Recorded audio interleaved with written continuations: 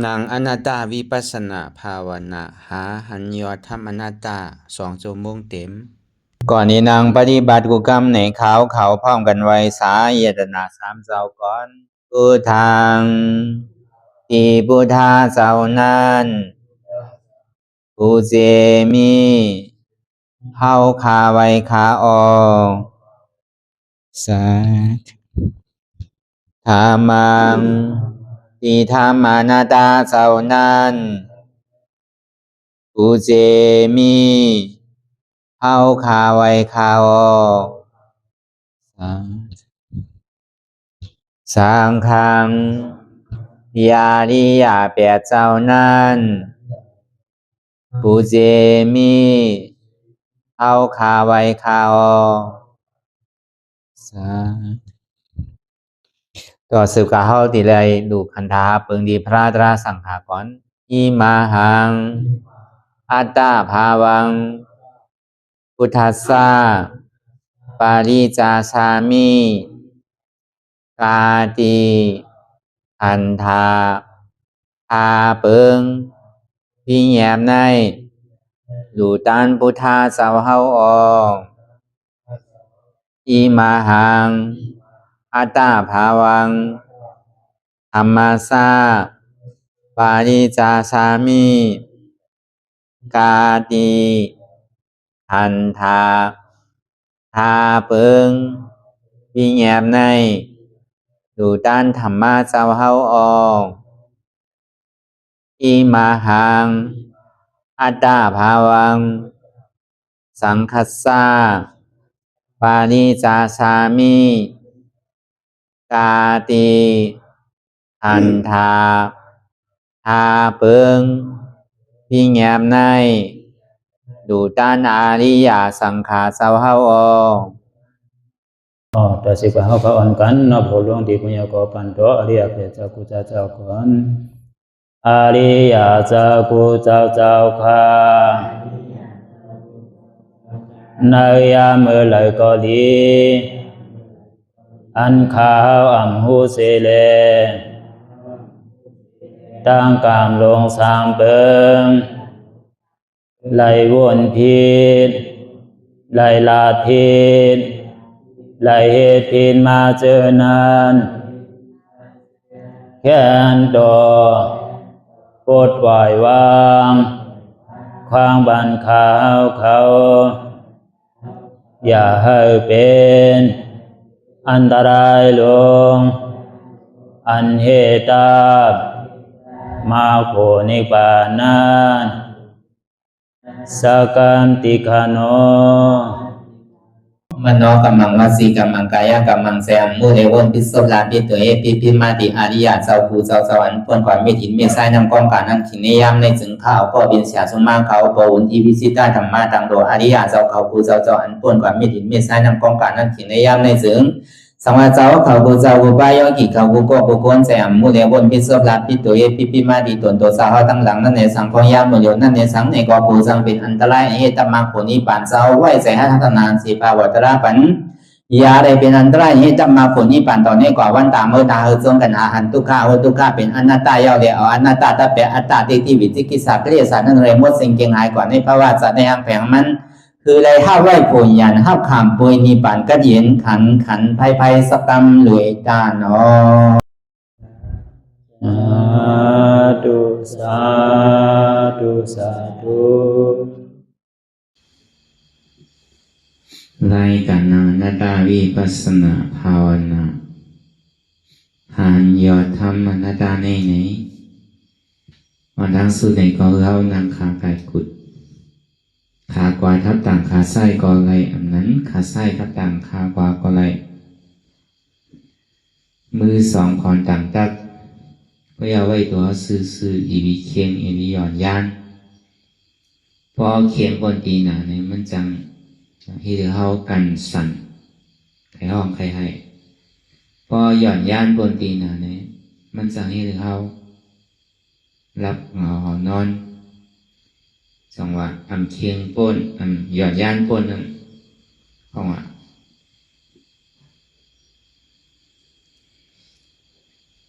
เสียงดังสายกลาง พอตัวเขาเข่งก็ใส่เขาเข่งพอตัวเขาหย่อนย่านก็ใส่เขาหย่อนย่านเส้นตั้งสายกลางเนี่ยเป็นปิญญาในเขาป่องในหย่อนตั้งอันเขาดังภาวนาเนี่ยเส้นตั้งหย่อนย่านนั่นเป็นเส้นตั้งสมาธิหันอยู่มันบนไม่เอาว่าเส้นตั้งสมาธิเส้นตั้งเคียงนั่นวนอยู่สมานนี่เป็นว่าเส้นตั้งสติเส้นตั้งมัชฌิมาเส้นตั้งสายกลางเนี่ยเป็นปิญญาอันใดเส้นอันไหนที่อันมันพูดบอกเกิดขึ้นเป็นมานั่นเอาญาณปิญญาเขาหันเย้าก็วนทัดสามกว่าอย่างซ้อมเส้นตั้งอริยมรรคเปลี่ยนเปิ้งเนี่ยพอยอแก็บมีอยู่สามปิญญาศีลยาบสมาธิ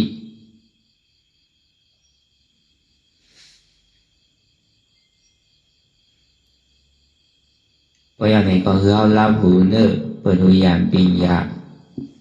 รับตาเนอเปิดได้ญาณปิญญาอยากตัวดีมันน้อยวิญญาณ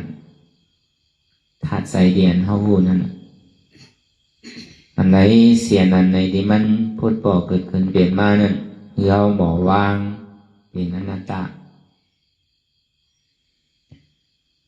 อ่อนตั้งเข้าไปหันเสียบเตอไปหันทุกข้าเดินนั่นเนี่ยก็โดยดีลมเคยใส่เขาออกอ่อนตั้งเคยใส่เขายาวๆเคยใส่ออกยาวๆเคยใส่เขาดึกๆเคยใส่ออกดึกๆเขาเกิดออกตายเกิดตายเกิดร้ายเขาเป็นออกลูกเป็นลูก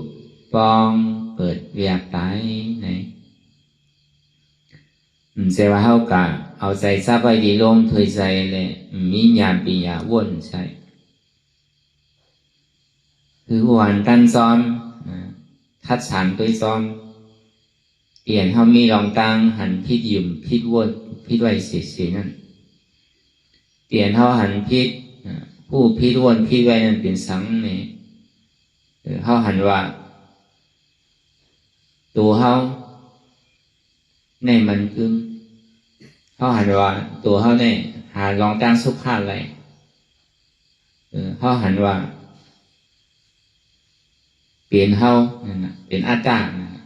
เนี่ยมันเป็นที่อันมีรองตั้งหันพิษวนพิษไว้เสียเราอ่านว่ามีสาธิที่มีสาสังกัปปะตั้งหันพิษเลยวนพิษเนี่ยมันกึกจอมเขามาปีเอาเข้าถึงเขาว่าตั้งแต่อันเขาหูความมาต่อถึงเมื่อเดียวเนี่ยเขาก็ยังตึกถามว่าเป็นเขาที่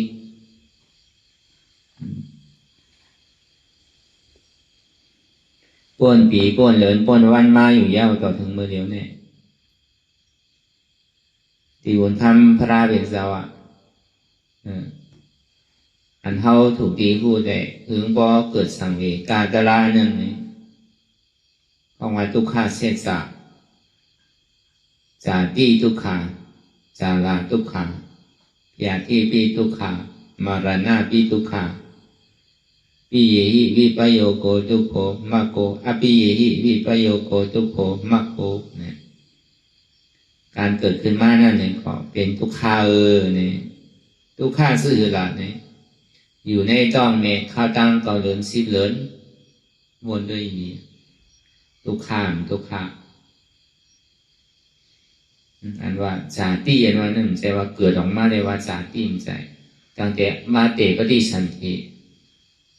มี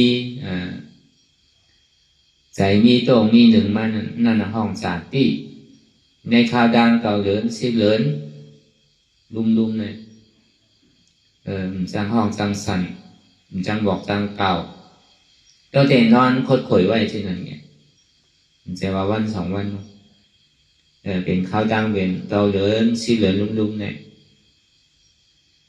ถึงที่เกิดออกมาเนี่ยก็ซ้ำดีอยู่กูเสื้อกูลองหูดีตาดีอะไรก็มันพิษเปิด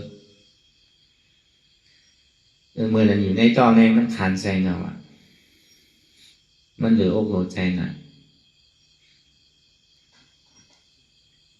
หรือว่าผมเลยใส่อาคารใส่อาคารใส่อะไรก็เขาก็เอาหยาดปีเขาวนทัดด้วยอีดีมันคานใส่หมกก็คือจาราทุกขาเนี่ยบางเผ่าบางปอเขาซ้ำยุ่มย้ำว่าพวกเมื่อไรเท้ามากก่อนถึงห้องว่าจาราเมื่อไร60 70 80 90มากกว่าถึงที่ห้องเทาเนี่ยมั่นใจจาราเนี่ยเกิดวันหนึ่งก็เทาเทาซื่อละเทาเลยก้นอยู่ในต้องที่อย่างไรว่าเป็นทุกข้าละผู้ว่าก็มันต้องไม่มาในที่กินนมน่ะโดยให้ทุกข้าก็เบิกขยักนมห้องให้พวกขี้เหย้าเนี่ยขี้เนี่ยเยี่ยวเนี่ยอยู่ยาวว่าหนังก็ไหนนั่งทางขี้ทางเยี่ยวไว้ก่อนเสียบไม้ห้อนนะเนาะจังว่าก้นยามมีต้องมีหลุมมีรางมันนั่นก็กินเค้กก้นเนี่ยกินส้มก้นเนี่ยกินเมี่ยวดีมันทำกินเนี่ยใช่ไหมเพราะว่ามันส่งผลอาโจปันลูกอ่อนให้เธอลูกอ่อนนี่ต้องดีต้องกว่าก็วันนั้นในวันกรรมวันนั้นนะกรรมเดินใช่ไหมมันจังกับเจี๊ยทางกล้วยน่ะมันจังกับสุกทางกล้วยลูกอ่อนนั่นเพราะมันห้องไทยก็ห้ามจังลาลือน่ะตีไปว่าก็ตีสันห้องลานออกความโกนเนี่ยก็ทำจังลาตีไปว่าก็ห้องเปิ้นมาเนี่ยก็ทำจังเป็นหนังเก่าก็เบอร์ว่าตีคอมเนี่ยมันไปไรเด้อลูกตัวได้สันในเตในห้องไทยนั่นแค่น่ะเพราะดีว่าดีสันเตห้องไทยเนี่ยว่าสมบัติไว้ลูกเมืองตื่นเรียงนั่นเปิ้นเอาผ้าออมโป้ไว้ดีมันอยากเบื่อตัวลูกโป้ได้พบนานน่ะเรือเสียว่าเสียงไห้นั่นแกมันเป็นอยู่ในยินนั่นก็เบอร์นั้นเนี่ยเกิดมาวันก็ทุกข้าเนี่ยแล้วใน10 วันเนี่ย20 วันเนี่ย1 เดือนเนี่ยก็สังเกตทุกข้าน่ะพอมันเตรียมเดือนมากก็พึกความอ่ะครับเนี่ยเดือน2 เดือน3 เดือนมาต่อถึงถ้าเขาเดือนปีมาเนี่ยก็พึกไปพึกยางพึกไปมาเนี่ยก็เป็นทุกข้านั่นก็พึกการพึกไปต่อถึงก็ใหญ่มาเป็นลูกอ่อน1 ปี5 ปี6 ปีเนี่ยก็ทุกข้าเหมือนเป็นลูกอ่อนต่อถึงก็ใหญ่มาเป็นบ่าวเป็นสาวเนี่ยก็ทุกข้าเหมือนหนังเมียวบ่าวเมียวสาว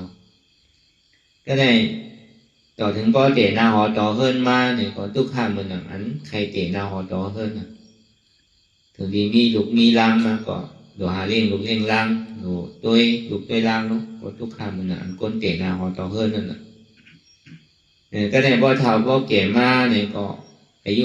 70 มาเนี่ยก็มีหูก็หนกมีตาก็โมมีเขียววางมีเนื้อมีหนังก็เหี่ยวลูกอยากนั่งอยากไปอยากลูกก็ข้างนั่งก็ข้างเนี่ยก็ทุกข้างบ้างดีๆอ่ะจาราเนี่ยบอกว่าเอาตั้งแต่1 วันต่อถึง50 60 1 วันเนี่ย10 วัน1 ปี10 ปี20 30 40 50 60ต่อถึงปฐมาย่อยตุติยาย่อยตติยาย่อยกว่ามันเกินกว่าหาตั้งเท่าก็ในตั้งเสียบตั้งไม่ตั้งไข่ตั้งหนาวยุ่มดีกินหวานยอกาดใสยอกาดซบยอกาดโตมันลูกดีใจมากตั้งยอกาดเนี่ยยอกาดใสยอกาดซบยอกาดโตเลือกก้นหนุ่มเลือกก้นเมียวหือยอกาดตั้งเสียบนั่นเลือกเมียวหืเลือกว่าเป็นสาวสามารถเนี่ยเลือกว่าเป็นวุ้นเจ้าเมฆเขาเนี่ยเลือกว่าเป็นเมียวหือก้นสะเทลงเนี่ยก้นมังมีดีเป็นเนี่ยนี่ก็ป้นอะไรยอกการว่านั่นปุ้ยกะพอก้นหนุ่มเป็นเนี่ยก็มันดีเจียวหาย1ก้นเท้าเป็นทำเจียวตายนั่นน่ะป้อมตายก็ยอกการน้ำนั่นน่ะก้นเท้ากินอย่างกูเจอกูยอมกินอ่ะกูเจอกูเมียวว่านั่นเลี้ยนในดีนี่ก็ยาแบบดิ๊กเมียว1ไปหายเมียว1ก็พูดตอนนั้นนั่นน่ะยอการนำป้อมยาก็ตายเพราะยายอกาซ้ำนำน่ะเป็นเมียวนึงเอาจำเมียวนึงนั่นน่ะก็เบอร์ทางละมันลูกเตียนหาล่าตั้งกี่มาเซ็งๆว่ะลูกเตียนวันเมื่ออันเดียมันมีเราตั้งขึ้นกับขึ้นปานมากูวันว่ะอะไรก็ เปิ้นใส่ยกใส่ยาไว้น่ะเจียวได้กินไว้น่ะมือกูบอกได้ตามสภาวะเวลากาปั่นท้องยามเดียวนั่นอันใดก็เปิ้นใส่ยาดีๆรู้เขาก็ยากหาล่างเอียงก็ยากพักเยอะนั่งเขียวเสน่ห์ก็ยากลองหาล่ากูซื้อกูร้องในเปิ้นใส่ยานั่นคือในมันตีเจียวใหญ่นั่นคือในมันตีหางดีนั่นก็ในพอก้นเทากินกว่านี่ก็ย่อกันเนี่ยก้นเทากินก็เจียวตายน่ะเพราะมันยาวตายเต้นั่นก็เพราะลูกอ่อนกินน้ำเจียวใหญ่นั่นน่ะด้วยหลักลูกอ่อนมือเดียวซิบปลายที่ไหนเพราะเป็นหวานเป็นเช้าเมื่อเราตัวได้ใหญ่ใจมันใหญ่นั่นน่ะเนี่ยเพียที่พี่ทุกขามารณะพี่ทุกขาเนี่ยต่อถึงก็ตายอ่ะทุกข้างนั้นขี่ก็หลันเยียวก็หลันคนที่ตายเนี่ยมันจะอะไรตายดีหลอกอันตายดีในมีเกะอันตายทางตายจ้าในมีน้ำก็ได้ทำได้ผ่านยานกวนเตียนเข้าหักเข้ามาเข้าเสือกผ่านที่กว่าผ่านตายในก็เป็นทุกข้างซ้ำในอยู่จะมีมอมกวนเตียนเข้าหักมากเสือกในก็เป็นทุกข้างบอกว่าขันธาห้าเปิดให้เป็นกองทุกข้างลงแล้วก็เบอร์นั้นแหละอันเท่าบอกลองตั้งทุกข้าเชี่ยจานั่นคือเท่าก็ตื่นผ่านโกเหใช่ว่าเท่าอยู่ตรงโตดึงชิ้นกว่าอยู่เจริญจละอยู่ป้นปีป้นเดินป้นว่านี่อยู่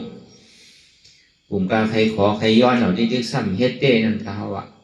นั่นคือแล้วเขาก็ดีตื่นผู้โตใช่ว่าเป็นศาสนาโลกขอย้อนเอาใช่พระเป็นเจ้าก่อนปั้นไรใครเฮ็ดก็มันไรเงี้ย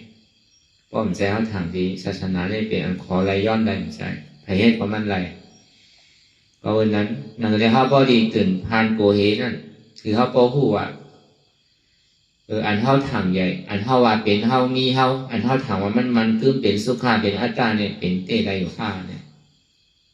สั่งว่ามันเป็นเตอะไรอยู่ในซึ่งเนี่ยให้ยังทำมือมันหนุ่มไม่เสียให้ยังทำมือมันเต็มทนไม่เสียให้ยังสั่งมือหางดีหางง่ามไม่เสียเอาตั้งแต่ว่านั่นมาต่อถึงมือเดียวเนี่ยก็เลยก็เท่ามากกันพวกก็ตั้งเจ็บตั้งไหนก็พูดว่าเท่ามากกว่าน้ำมาซ้อมมือแต่ว่าอาศักน้ำมาเลยตั้งเจ็บตั้งใครเนี่ยมันติดเกณฑ์ใช่น้ำมาก็ตั้งไทยตั้งเปลี่ยนก่อนน้ำมาซ่อมตั้งตายก็สามมาไว้แต่กินขาเข้ายำอันเท่าดีให้ส่วนตัวนั่นเนี่ยก็เกมาซ่อมที่กะนี่เป็นเสียงอันดีวามันนะใครผู้อันป่องแจงแรงใส่ซื่อหือไหนใครผู้อันป่องแจงแรงใส่ว่าตัวเขาเนี่ยมันใจของเขาเต้เพราะว่ามันเป็นของเขาเต้เนี่ยให้อันเขาป้อมเดิกเลยล่ะตั้งแต่อันเท่าดีมากเกิดเนี่ยให้ห้ามกับเกิดในวันเมืองดีเพราะอย่างแรกกับเกิดเตียนทางดีทางงามเตียนมากมีดีเปลี่ยนละบนด้วยในก่อนเพราะมันเป็นเท่าเต้เนี่ยก็ไหลก็ตีมใครเกิดเตียนบวชอันทางมันซ่าเนี่ยก็ไหลก็ใครเกิดเตียนอันอูดีเมลีมันหมดมันเป็นไรรู้ก็เบอร์ทางละมันเป็นไรก็เบอร์กามมาซ่องวันหลังเฮ็ดไว้เฮ็ดกามมันไรไว้ก็ดีเลยจอมกามผลอาจูปัจจุบันก็วันนั้นแหละในการวิปัสสนาว่านั้นอันเขาวนทัดตัวในตัวเขาเลยสั่งใครตัวในตัวเป็นเลยสั่งคือเขาบอกปองแจงแรงใส่ว่าตั้งแต่ชื่อโอต่อไปทีนี้มันใจของเขามันเป็นอนัตตาแน่ใครผู้หันปองแน่อันเขาไม่ให้กันอนัตตาวิปัสสนาว่านั้น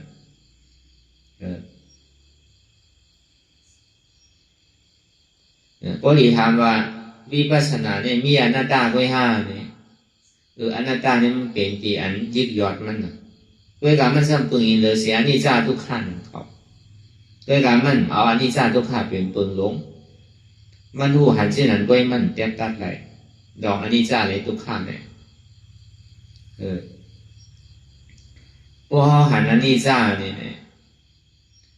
มันตีขาสัตตะเปียสัตยาติที่มันตีขาสัตตะเปียวิจิกิสาตั้งหันผิดพอหันปองแสงแรงใส่อนิจจานั่นพอหันทุกขาเนี่ยมันติดตัดเป็นสัตยาติที่พอหันอนัตตาเนี่ยมันติดตัดเป็นอัตตาด้วยกับพอหันอนิจจาเนี่ยหันทุกขาอนัตตาของผู้จักพอหันทุกขาเนี่ยหันถึงอนิจจาเนี่ยหันทุกขาด้วยกับหันอนัตตาด้วยกับพอหันอนัตตาเนี่ยอนิจจาเนี่ยทุกขาถึงหันถึงสามมันใจ 2ว่าเปลี่ยนเฮามาสร้างฤกรรมตารางนั้นอนัตตาวิปัสสนานั้นมันเป็นอะไรเนี่ยกรรมเฮาที่ว่าด้วยการบ่รู้เงาปึ้งมันได้ก็คือเฮาบ่ฮู้อันป้องแสงแรงใส่ว่าอันเดียนเฮายามพึกปีไหลเฮายามพึกสังไว้นี่ก็เอาผ้าวางไว้กำหนึ่งก่อนเฮามาถอนเข้าใจดีๆเฮาอยู่ที่ไหนเฮ็ดที่ไหนเศร้าที่ไหนก็เอาปักปึงที่นั่นเป็นปึงหลงมันเพราะมันเป็นนั้นเนี่ยเปิ้นฮ้อเมียวนึงเฮ็ดเมียวนึงเฮาสำกับวางเมียวนึงเนี่ยมันสิผิดตักผิดเปิงมันดีอย่างจอมเสียนตั้งคิดกว่าเขาก็เขาว่าเข้าใจที่เนี่ยสั่งถูกก็วันนั้นแหละนั่นเลยแหละมันพอดีใส่เลยเขานั่นเอาอันเก่าเขาถอกแกนำทางก่อนใครถอกแกก็เอาลักชิมไว้ก็ไล่มันเก่าเปิดการคือเปิดมองใหม่เลยเอาใส่ก่อนร้อยเข้าใจถ่อมเข้าใจดีๆแต่ละได้มั่นใจดูเอาน้ำเอาอีก็อะไรอันเฮ็ดอันโดเฮ็ดเต้โดเฮ็ดน้ำอันพูดได้ดูพูดอีแกพูดนำก็หย่องนำใครพูดว่าที่เย้ามันเนี่ยเย้าที่ไหนคือป่องแสงแรงแสงนั่นก็เย้าเหมือนอย่างภาวะมันนั่นน่ะเปิงหลวงมันเต้เนี่ยก็ใครผู้หันป่องแสงแรงใส่ว่าตั้งแต่ชื่อคนต่อไปกินในใจของเฮาคือเฮาบ่ป่องแสงแรงใส่เนี่ยอันที่เฮาหมอวนทัดสางเสื่อมนั้นนั่นมันเป็นกายอนุปัสสนาสติปัฏฐานใช่ว่าหันหลายเลยวนหลายเลยเป็นตารางใช่อันเฮาอยากทัดตัวในตัวเฮานั้นมันเป็นกายอนุปัสสนาสติปัฏฐานอันหนึ่งที่เรียกว่ามันเป็นเปิดของ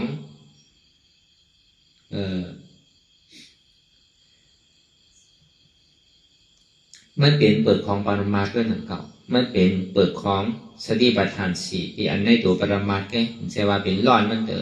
กำร้อนมันเนี่ยจำมาเข้าไปละอันนี้เขาลัดเปิดมันไว้ก่อนใช่ว่าอันเขาวนเนี่ยมันตีเบอร์เยอะเนี่ยวนเนี่ยมันใจตะลายเยอะเนี่ยมีทางเช่นนั้นก็เบอร์อันดีว่ามาตั้งปึกตั้งว่าตั้งเสียงแหละเตียนเขาคือเขาตัวอย่างนั้นเนี่ยมันเป็นตะลามันเป็นอันหมานแมนสื่อใจ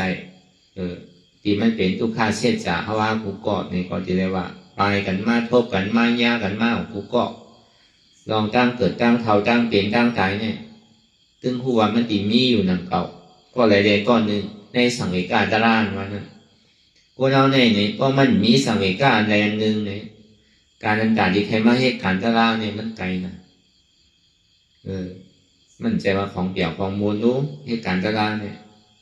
ไม่เป็นของตุกข้าคานใจนะมันนั่งอ่านโห1 ชั่วโมง2 ชั่วโมง3 ชั่วโมงมันเนี่ยมันจะเป็นมีวันเปี่ยวหรือเปล่าในรอบกล้าว่าช่ำจะได้กินอยู่เสียๆมันหนังโก้เนาะโก้เนี่ยให้กินขิงไรข้าวย่ำไรก็ไพ่กว่าว่าเนี่ยโดยเราต้องเข้ามาในศาสนาเป็นลูกพระรายเอาเนี่ยให้ทำแล้วนะตีไรมีเอานะเขาว่าศีล8ศีล10ศีลปากปลายใช่ไหมศีล2ปากเศร้าเจ็ดใช่ไหมตีไรมีเอานะ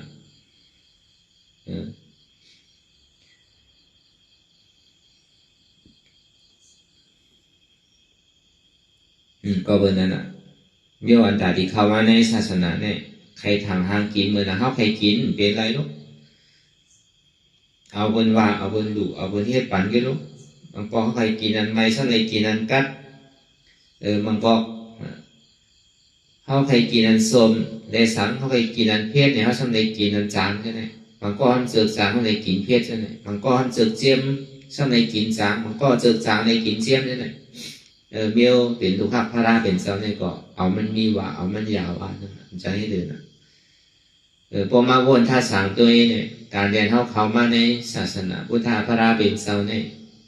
มันจะว่าเป็นรองตั้งบนตั้งเปี่ยวกล้วยกาพอเยื่นหยาบเยื่นทุกข้าอะไรในกอดีอ่อนเขาปนตั้งทุกข้าเตะพอห้อมเยื่นหยาบเยื่นทุกข้าอะไรในเตะก็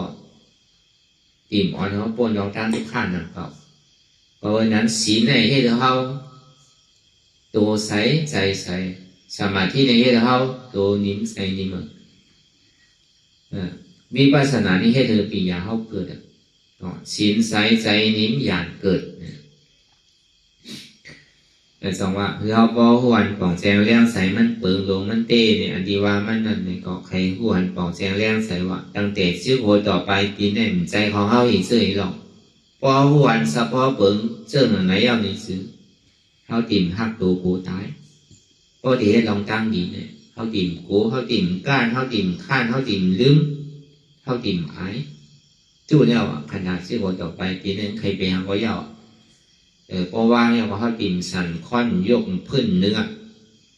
เพราะเหตุที่ไหนว่าดีๆเนี่ยเพราะเขาเสียก็ที่เสียจะตั้งคัดใส่เขาอธิษฐานเขาไม่รู้ในซึ้งอริยาเขาเลยสังเสียนตั้งอริยาเสียนตั้งเจ้ายาหันตะเสียนตั้งพระเจกาพุทธะเสียนตั้งพุทธะพระราเป็นเจ้าเขากว่าตั้งไหนเนี่ยก็เขาก็ดีในมือตั้งนั้นพออย่างซ้อมเสียนตั้งของเจ้าก็เขาอยู่ในมือตั้งเก่าอันนี้ก็ใครผู้หันว่ามั่นใจตัวเขานามันเป็นอนัตตาสองมาในอยู่ใจโพ่งใจปิวว่นลึกว่นเลอเป็นล่างมึงงี้อยู่อยากขึ้นขั้นขานใจจ้าเสียมลี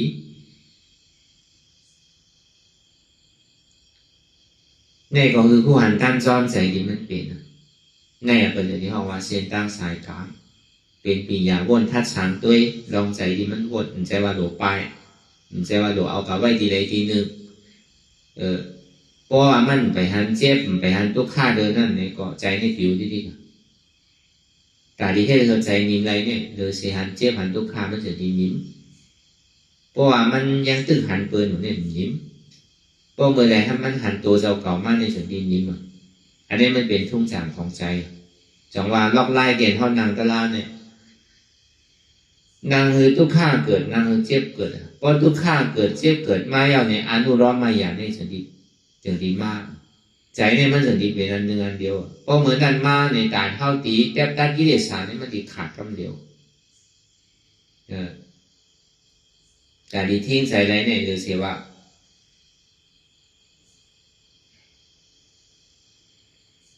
คือหันทุกข้าคือหันเจ็บนั่นป้อมหันทุกข้าหูจับทุกข้าป้อมใครป้วนตั้งทุกข้าป้อมใครหาตั้งออกป้วนทุกข้าป้อมใครหันเจ็บใครหูเจ็บใครทบเจ็บเนี่ยก็ติ่มใครป้วนเจ็บมันก็ติ่มใครหาตั้งป้วนเจ็บพอมันหันทุกข้าหูทุกข้ามันก็โกทุกข้ามันก็หาเส้นตั้งแต่ที่ใครป้วนทุกข้านั่งเลยดีป้วนทุกข้าเตะมันใจป้วนทุกข้าดีว่ามันนางป้วนคึนเมยเลยเพราะมันขันใจทุกข้ามาเนี่ยก็เพื่อนวันหนึ่งวันไหนลูกวันไหนกว่าอันนั้นใช่อันนั้นเป็นห้องว่าห้องมีกระดิ่งเสียจากห้องแดนพระราตราสังขะห้องเกิดกันไว้พระราตราสังขะเต้นั่นนะยกเอาขันถาชื่อโอต่อไปทีนั้นจุนดูปันพระราตราสังขะเอาในซึ่งพอมันเจ็บมันโกรธมันขึ้นมาเนี่ยเขาสำหรับหนึ่งหลักตรงหลักไข่ในปองห้องแดนพระราตราสังขะห้องมีกระดิ่งเสียจากเนื้อพระราตราสังขะอธิษฐานเขาก็รู้เสียเนี่ยพอเป็นที่ฉันได้ก็มันดีจังที่ถือเหมือนหนังไม้นั่นน่ะมันกับข้างพระเป็นสาวแตกเนื้อไว้เหมือนคือว่านี่ป่านนั้นมันเหมือนอันเท่ายางกว่าเสียนตั้งนี่ป่านนั้นมันเหมือนตุ่มไม้แห้งว่ะมันรู้ว่าดีเมนำไม่ไหลกว่าดีกว่าสังวาไม่ตุ่มไม่แห้งตุ่มไหนสังวามันกับข้างตั้งผังพูดในสังข้างไว้ฝั่งในในสังจมลงดังไตในสังขึ้นไว้ตั้งเหนือในสังถูกมันรู้แล้วกว่าในสังในตุ่มไม่ในหัวมันดีถึงดีไรล่ะหัวมันดีฮอตน้ำปังลายนี่ป่าเนี่ยมันเหมือนน้ำปังลายของขนของโมของอันดีเวยดีหางดีจ้าของอันน้ำเบิกน้ำดีซะน่ะกูเราเกิดมาในอันมีไผ่เมืองมีเมื่อกันกูก็เป็นคนดีก็สังวาเป็นคนดีคนแจเต้เนี่ยกว่าจำพลายเอาก็เบอร์เขาตึกมือก่อนเลยcứอยู่นั่นนะสังวามันกล่าวว่าจะถึงน้ำบางไหลเอาในใช้ม้วนเอามีเอาม้วนคนนั้นอยู่ยักเนี่ยมันดีพลาดกว่าตั้งพังดีกว่าก็เบอร์นั้นพอมันข้ามไปฝั่งพวกไหนฝั่งไหนในซึ้งผู้ว่าตุ่มไม่เนี่ยมันดีฮอตสังวามันข้างในซึ้งเนี่ยมันฮอตอะไรวะขามไปทั้งผู้นี้ก็มันกว้าวนะมาขามไปทั้งในก็กว้าวนะ สวมลงตั้งใจก็แค่นไกลเอาน่ะแหงไว้ตั้งเหนือก็เย่าน่ะจนตัวอามันนู่นแล้วกาทางไหนก็จะหอดแล้วน่ะเปิงแต่มันเป็นหือว่าอันคำไว้ฝั่งคนนั้นห้องว่าอายตนาตั้งในว่าอันที่ไว้ฝั่งในรู้ห้องว่าอายตนาตั้งนอกว่าอันสมโลกตั้งใจรู้เนี่ยถ้ามันตั้งตลาจ้างตลาเมื่อแล้วมีเดชใจอากูโสมีเดชใจรอผ่าต่อสร้างพ่อห้ามมันน่ะยอมลงเนี่ยนั่นมันติดจานเขาลงอับปิสิผมมีว่าก็ได้คืนไว้ดังเหนืออันเขายามเฮ็ดสมถะสมาธิมันนั่นน่ะค้างไว้ขำไว้ดังเหนือนั่นปองว่าคือละเจี๊ยบเบ็ดน่ะที่มันพูดต่อเปิดคืนเป็นมาเนี่ยก็เอาไอ้หยงเขาแบบว่าไว้นาผักเนี่ยเอาไว้ที่หุ้นหลังเนี่ยเอาไว้ที่นาอกเนี่ยเอาไว้ที่ใดที่หนึ่งเนี่ยก็นั่นว่าแหงขาไว้ดังเหนือว่ะก็ได้ถูกอามันดูเรากว่าเนี่ยใช่ไหมสังว่ามันมีรองตั้งอันเป็นเสื่องนั้นในซึ่งว่าตุ้มไม่เนี่ยมันดีไหลยังว่าพอถึงน้ำบางลายมันว่ะก็เบอร์นั้นก็ดีวันเต้ก็อธิษฐานได้เป็นอันคอหลับรองเต้ก็เบอร์ว่าแห้งหาเปิงในมันปางน่ะในโพธิปัจจยา37เนี่ยวิริยะในปะไข่เป้ากูอันนะจังว่าแห้งจังละแห้งศรัทธา2แห้งวิริยะ3แห้งสติ4แห้งสมาธิ5แห้งปัญญาในอินทรีย์หาเปิงนั้นเข้ามากำลังหาอันนี้เป็นคอนลำลองเลยเปิงว่าหนึ่งเข้าโดยศรัทธาที่อันเข้าเย็ดว่าผมใจว่าศรัทธาที่ผู้โกมใช่ศรัทธาในคำสอนของพุทธะ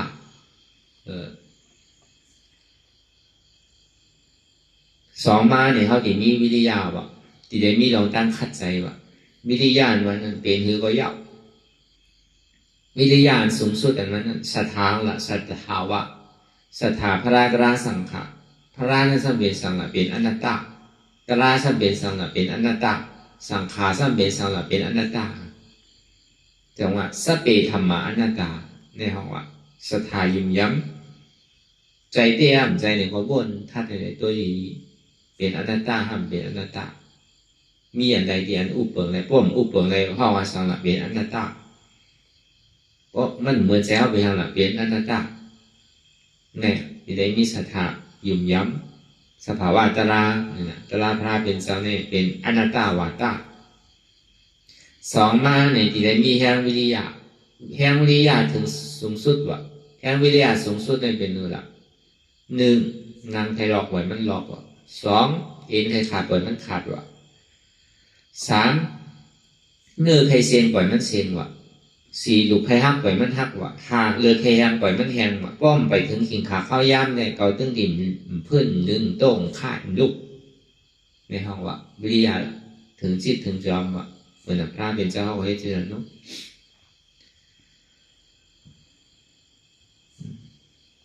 มันจะว่ามัชฌิมาปฏิปทาอย่าไปเคียงป้วนอย่าไปขาใจป้วนอย่าไปหย่อนย่านป้วนพระเป็นเจ้าก็ลาหนูรู้เนี่ยอันนี้เขาที่เอามาวนพิษกับเขาว่าอธิษฐานได้มันดีรู้หนังเก่าโย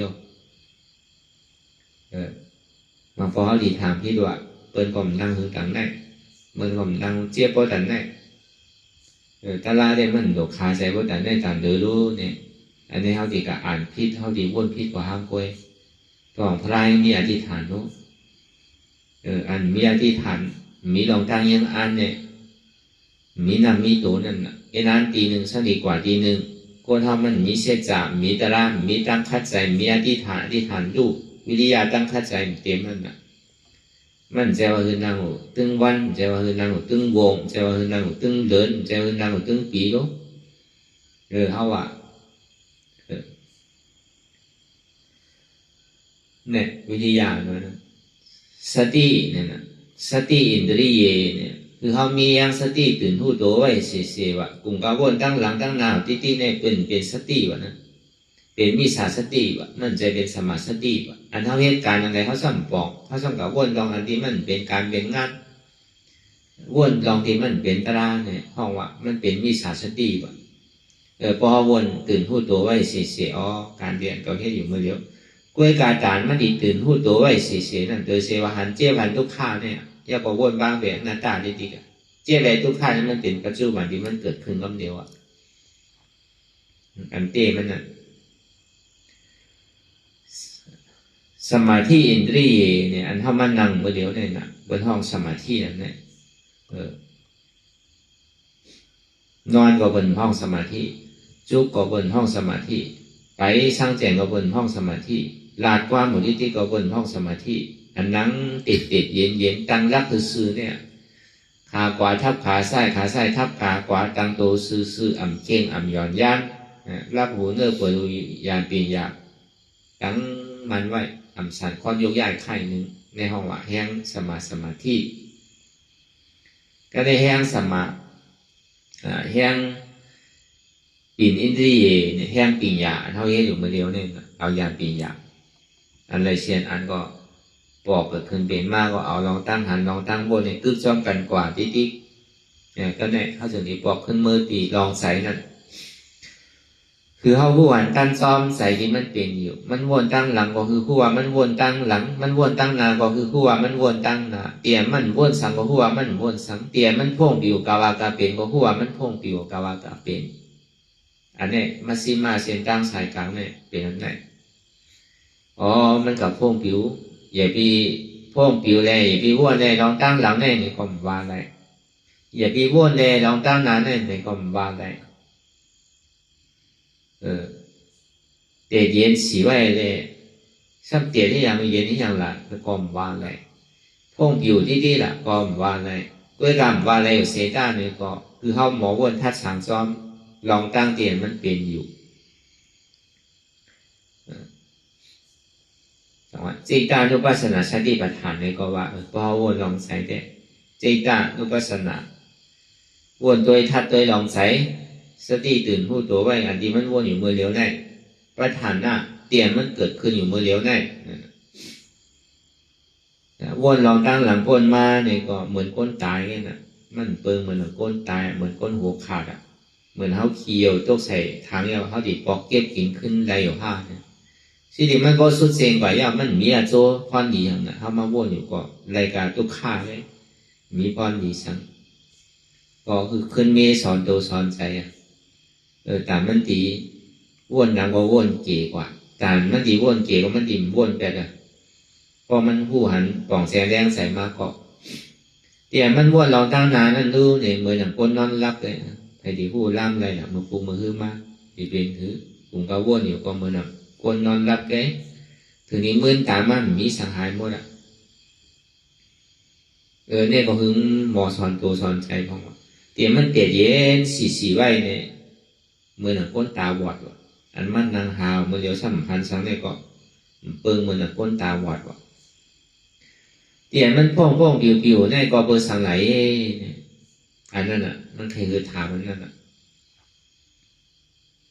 ก็เปิดว่าใจเตียนเขาถังว่าเขาย้ำถึงว่าเป็นใจเขาวันนั้นมั่นใจนั่นน่ะเพราะมันใจนั่นเขาหลุดสั่งไรมันใจหรือคือมันวนก็เลยลองอันเปี่ยววนเสื้อลองอันเดียนแคบแดบลองอันให้เลยขี่ใจมองใจให้เลยทุกข้าใจเนี่ยอย่าไปวนแรงเนี่ยหลุดสั่งไรก็เร็วเที่ยงห้ามสั่งไรก็วนทัดตัวอย่างดีทีเต้ก็มันเคยถามว่าใจเนี่ยเป็นสังเต้เป็นใจเฮาเต้ห้ามใจเฮาเต้อ่ะเนี่ยใครว่าเช่นนั้นก็อย่างก็มันมาใจเฮาเพราะมันเป็นใจเฮาเต้เนี่ยก็เฮาโดดสั่งไรเต้ย้อนเบิดนั่นเลยมั่นใจเก่าอันมั่นใจเก่าเป็นอะไรเป็นอนัตตาอันเฮาบอกว่าถ้าสามลองใจเสื่อมนั้นมันห้องไว้อ่ะจิตานุปัสสนาสติปัฏฐานคือเป็นเปิดขึ้นไปนั่นมันเป็นว่าเขาย้อนเขาแกมมันเติบก็ในสามมาในมังขิงมังข้าวมังย่ำในก็เปียวมนเซ่อยุ่มโคมังขิงมังข้าวมังย่ำในก็ขี่ใจมองใจมันดีใจหุบใจให้ใครห้องใครให้มังขิงมังข้าวมังย่ำในก็ขี่ใจก็ดูเซ่อใจก็ดูธรรมดาของโลกล้อการนั่นเองอันเปียวมนเซ่อนั่นก็เลยก็จมก็เลยใครหาก็เลยก็ใครถามว่ามันกึ้มห้าเนี่ยมันกึ้มกำก็กว่าว่ะก็กว่าก็ดูหาทั้งเราว่ะเปิงแต้มมันเป็นหือเหมือนก้นศึกมวลศึกเปี่ยวศึกเหล่นี่แหละใครกินเมี้ยวนั่นใครกินเมี้ยวได้ใครมีเดเมืองนั่นใครเดเมี้ยวได้เขียวปีนั้นเขียวปีนั้นมันใจเหยาลายมันใจกินลายมันหนุ่มมีเสียงเงินนั่นน่ะ เมื่อมีเงินเตะก็เขียวเพราะพวกเงินเสียงมากกว่าทุกค่าตัวหาทั้งนั้นน่ะเมื่อมันจ่ายได้ก็ดีเปียวเพราะมันบวนกว่าตัวหารู้ก็นั่นแหละบวนตัวดีมังปองมังเผาหาเป็นวงหาเป็นเลื้อนก็ปัจจัยวันเดียวหมดอ่ะมันก็สู้มาเป็นเลื้อน2-3เลื้อน5-6เลื้อนก็ยาวปัจจัยวันเดียวหมดอ่ะช่ำตัวหาทั้งนั้นมันเปลี่ยวทีไรเตะมันเปลี่ยวโซแก็บโซเข้าไว้น่ะในรอการมันนะซ้ำจมอะไรอันทุกข้านี้มันพูดบอกเกิดขึ้นเป็นมานั่นในซ้ำกลัวใครโทษใครยากเพราะมันดีทุกข้าเพราะดีตีหยาบติ่มอยู่มนอยู่เปียกเหมือนเปิ้ลติ่มไรห้างเครื่องติ่มไรอยู่ตีดีแคบเปิ้ลมีมไรมีเหมือนเปิ้ลอยู่ไรอยู่เหมือนเปิ้ลทุกข้าวนะกลัวใครทบตั้งทุกข้านะไปก่อนที่ถามว่าป้วนถ้าซ้ำป้วนอย่างกับอยู่เมืองไหนก็ทุกข้าเมืองนั่นนะแต่ว่าไปวันไปเมืองเขาก็อยู่เมืองเปิ้ลก็ถามว่ามันเปลี่ยวแกอยู่ที่ไหนก็ทุกข้าที่นั่นอันนี้มันเป็นพิงทุ่งของโลกกะมันไหลลองซ้อมนำที่รอกลางนั่นก็ในอันธรรมดาของโลกก้านั่นเป็นสังเป็นตะลาเป็นคือละอันเปียวอันมวลเสื้อมาในก็อยู่วิกึ่งกลางส้มมันเป็นเพพายหยาดสู่ลงนั่นเปียวมวลนั่นเมื่อหนังวันเอาเกลือใส่น้ำที่อ่ะตัวจังนอกได้ใส่กินตัวมันไหลมันเจ็บน่ะแต่เดี๋ยวออกขึ้นก็หยาบคนเขาก็ติดเปียวติดมวลติดเสื้อเนี่ยหาตั้งออกหยาบมันเหมือนรอผ้าอาเปียเกะเวลานานหายเหมือนรอผ้านั้นต่อซานั้นอาเปียหลายเวลาสันหายไว้ว่ะมันเหมือนนั่นนะต่อซาในโสแก็บโสข้าวกันนะกำว่ายาวกว่าหายรอผ้านี่มันมีเหมือนเติบว่ะมันน้ำบางลายว่ะเพราะถิ่มแตกพร้อมดีเหมือนน้ำบางลายว่ะผลตกมาอยู่3 ปี 3 เดือน 3 วันน้ำบางลายโดนทางว่ามีหรือเอาที่กว่าน้ำบางลายนั่นรอผ้านั่นเหมือนนั้นว่ะเพราะติดเปียวติดมนติดเสื้ออย่ามีกึ่งกลางส้มเตอว่ะอันทุกข้าที่มันพูดบอกเกิดขึ้นเป็นมากก็อย่ามีกึ่งกลางกูว่ะก็ตัวกว่าดีๆเนี่ยมีสุดหนังเก่าอ่ะทุกข้าก็เหมือนหลอกไพ่ถึงต้องผ้านั่นน่ะก็ย่ำสุดก็โตเหมือนกลางวันเต็งนั่นน่ะกลางวันมาก็ใจหนังเก่ารู้พอเยินตัวมีกลัวมันเนี่ยก็มันโตกหนังเก่าอ่ะทุกข้าเนี่ยคนเท่านี้มันซ้ำเยินอะไรนั่นน่ะจังว่าอันเท่าไม่การตลาดเนี่ยให้ทุกข้าคือก็เย่าให้เจ็บคือก็เย่าอย่าไปโกอย่าไปก้านมันวนวางดีๆการพยายามมันหายมาในเขาตีผู้อายาสามันตีเตเนี่ยเจี๊ยบเนี่ยหมอหายรู้ทุกข้าเนี่ยหมอหายรู้ทางเดียมหายนะเนี่ย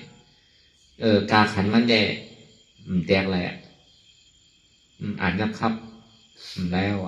กาขันมันก็เขาเยินอยากเยินทุกข้าอะไรเนี่ย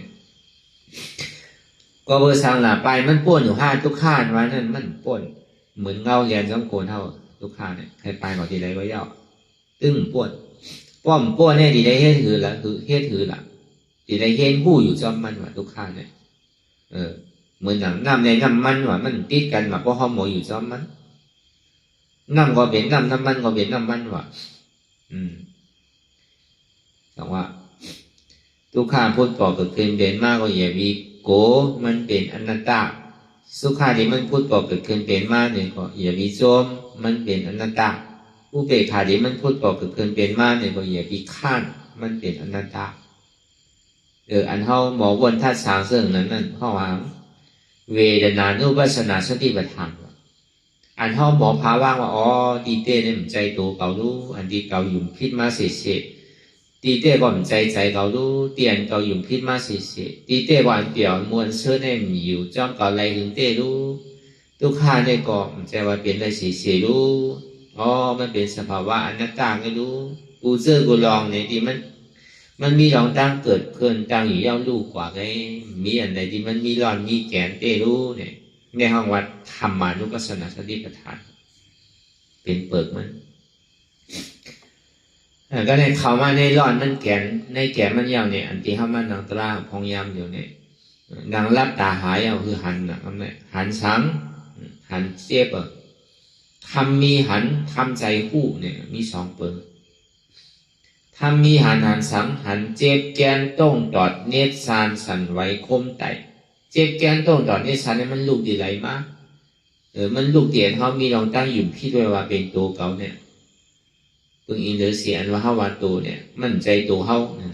ซ้ำไปหังละเพราะนั้นอันเจ็บแกนต้งตอดเนตรซานนี่เป็นหังเป็นยุคธาตุ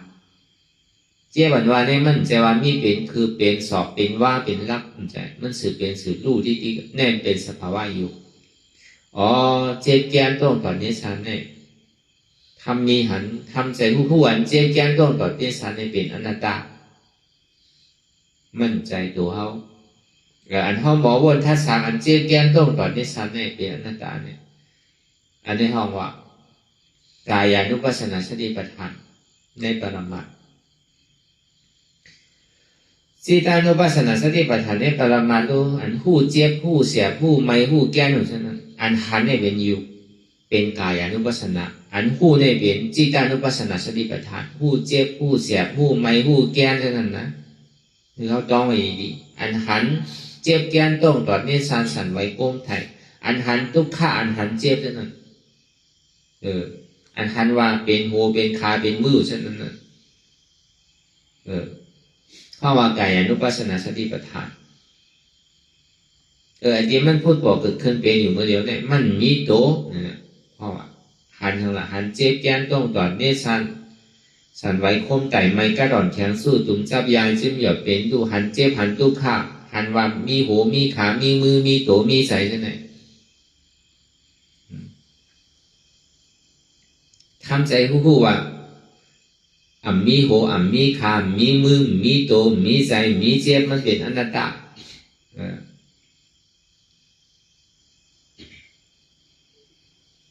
ทำมีหันทุกข้าทำใจผู้ว่าทุกข้าเป็นอนัตตาทำมีหันเจ็บทำใจผู้เจ็บเป็นอนัตตาอันนี้เขาหมอวนหันอยู่เช่นไหนแต่ว่าวนในกายอนุปัสสนาสติปัฏฐานจิตานุปัสสนาสติปัฏฐานผู้เจ็บผู้เสียบผู้ไม่ผู้แกนผู้ต้องผู้ตอดผู้เนตผู้สันผู้ไหวผู้คมผู้ไม่ผู้ไตใช่ไหมอย่างผู้มีใจมันมีอันผู้เจ็บแกนต้องตอดในสันนั่น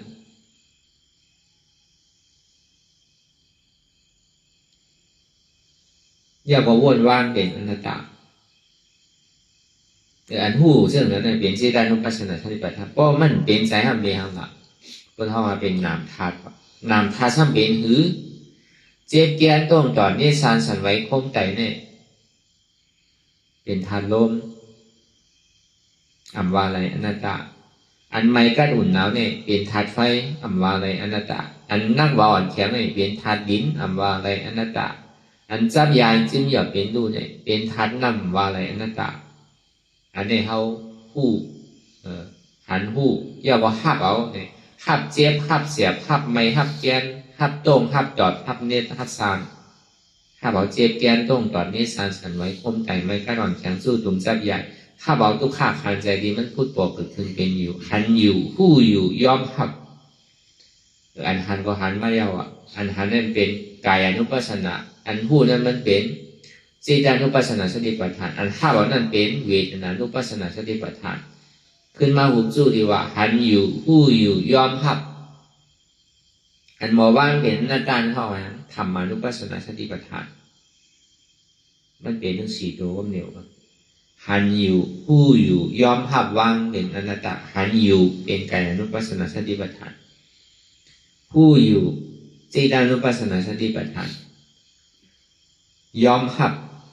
เป็นเวทนานุปัสสนาสติปัฏฐานว่างเป็นอนัตตาเป็นธรรมานุปัสสนาสติปัฏฐานมันถึงปาต้องกันถึงสี่ตัวก็เดียว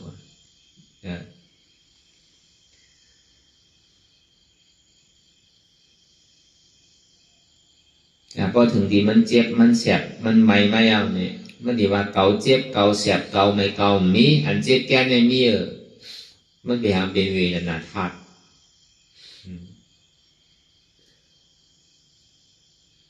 อ่ำใจตัวเกาอ่ำใจขาเกาอ่ำใจมือเกาอ่ำใจตัวเกาอ่ำใจใจเกาอ่ำใจเจ็บเกาก็เป็นนะฮะเวลล่ะเป็นอนัตตา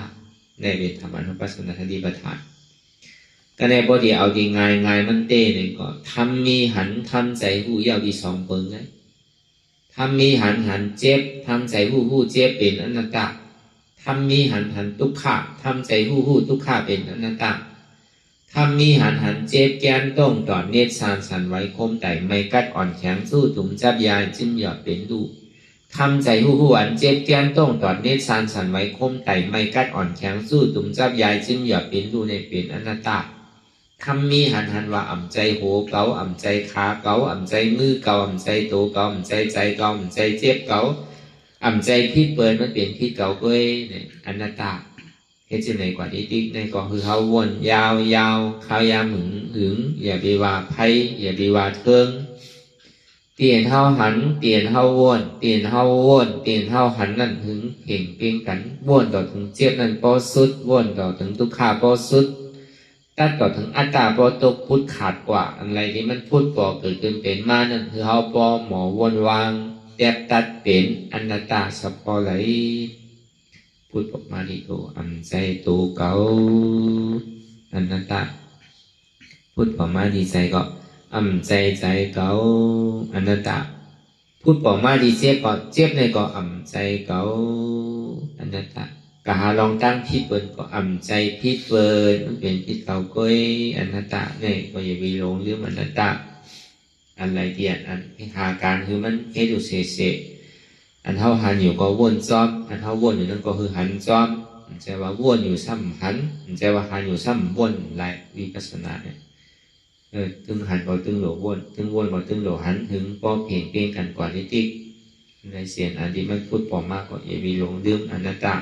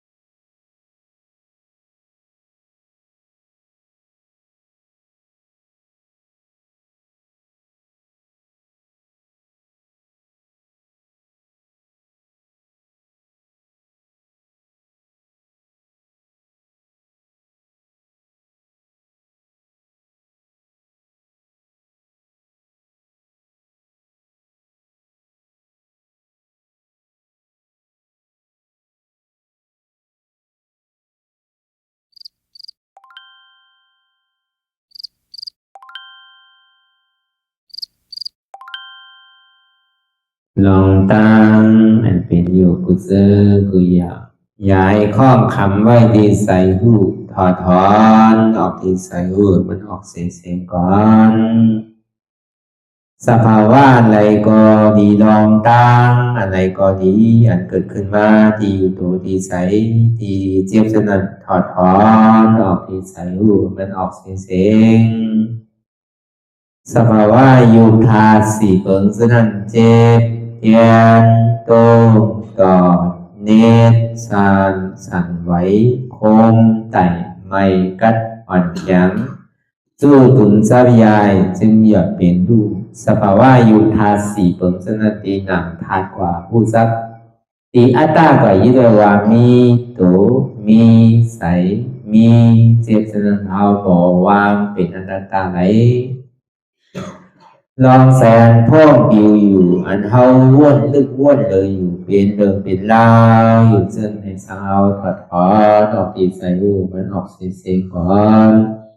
ยอมกึดยอมออกยอมลงอันเฮ็ดให้เฮายินดียินให้เสื่อมอารมณ์เสื่อมถึงใสถึงคอไว้ตีมันยืดไว้ตีมันเป็นทุกขานั้นควรปล่อยวางออกที่ใส่หูมันออกเสียงก่อนลองเสื้อเป็นทุกข้าเลยลองย้อนถึงใสหลายๆอย่างมันเกิดขึ้นมาตีตัวตีใสตีเจียบสนั่นควรวางย่อเสียงก่อนก่อยค่ายย้ายลายหนึ่งพื้น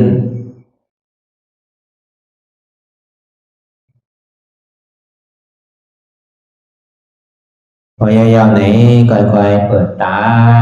ลืมตาลอยได้เป็นการปฏิบัติธรรมโคตรอายธรรมอันเกิดขึ้นที่โตที่ใสที่เจ็บอันนั้นโคนหาเหตุหาเงาพระจองทุกขันนั้น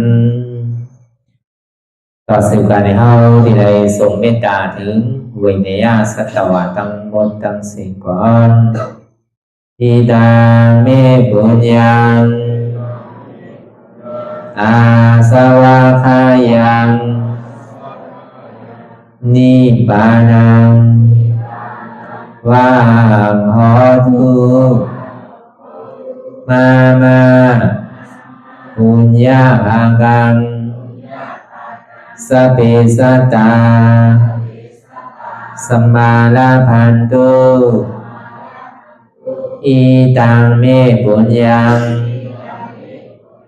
อันเฮาคาไลมาตือกรรมปฏิบัติวิปัสสนาภาวนาหาหันยอดธรรมอนัตตาในอาสวะคายัง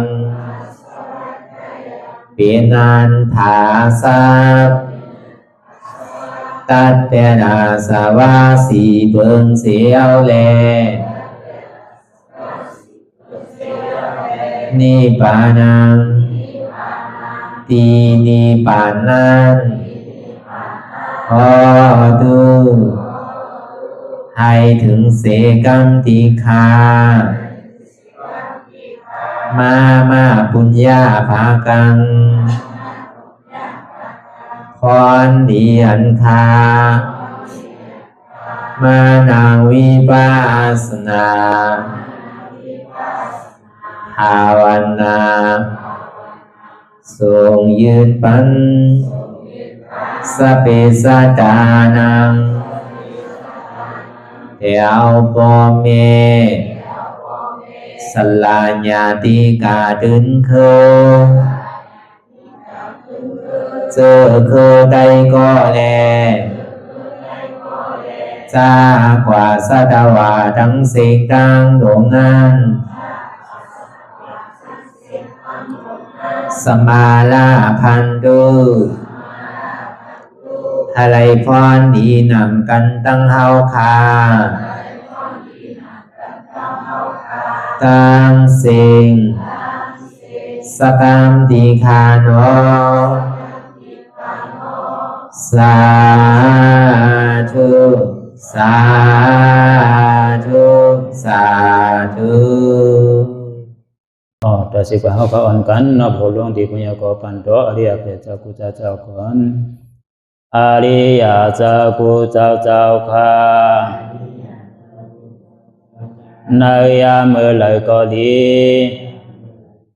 อันข้าวอ่ำหูเสเล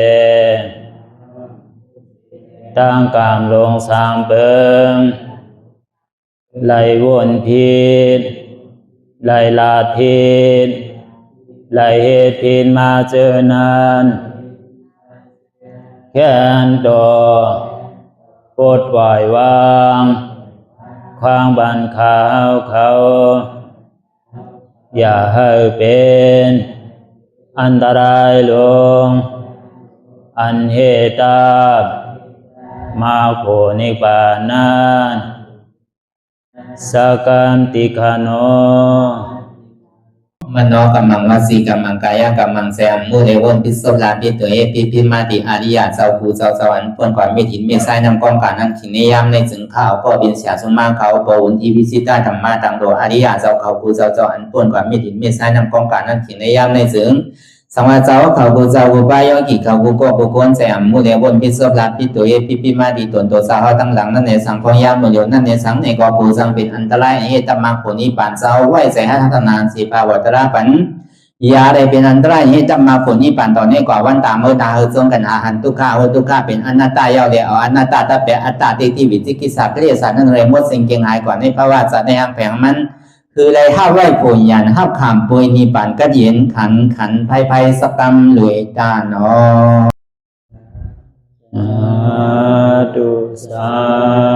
ธุสาธุ